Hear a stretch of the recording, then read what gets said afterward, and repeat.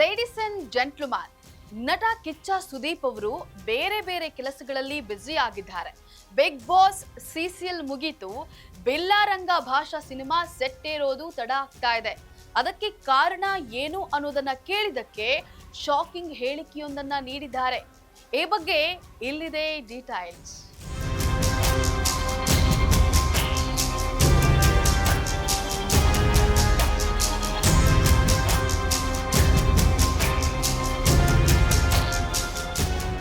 ಕನ್ನಡ ಚಿತ್ರರಂಗದಲ್ಲಿ ನಾಯಕರ ಕೊರತೆ ಎದ್ದು ಕಾಣ್ತಾ ಇದೆ.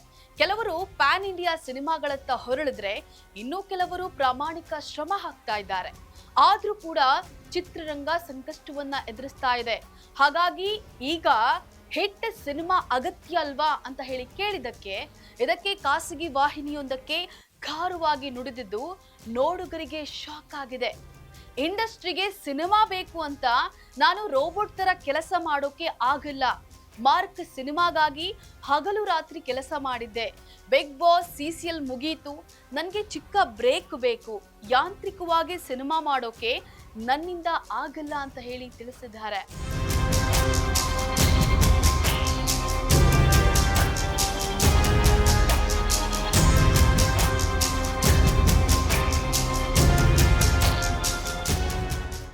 ಸದ್ಯ ಇದನ್ನ ನೋಡಿದ ನೆಟ್ಟಿಗರು ಕನ್ನಡ ಇಂಡಸ್ಟ್ರಿಗೆ ನಿಮ್ಮ ನೀಡಿಲ್ಲ, ನಿಮಗೆ ಚಿತ್ರರಂಗದ ಅಗತ್ಯ ಇದೆ ಅಂತ ಹೇಳಿ ರೀಮೇಕ್ ಸಿನಿಮಾಗಳಿಂದ ನೆಲೆ ಕಂಡುಕೊಂಡವರು ನೀವು ಅಂತ ಇದ್ದಾರೆ.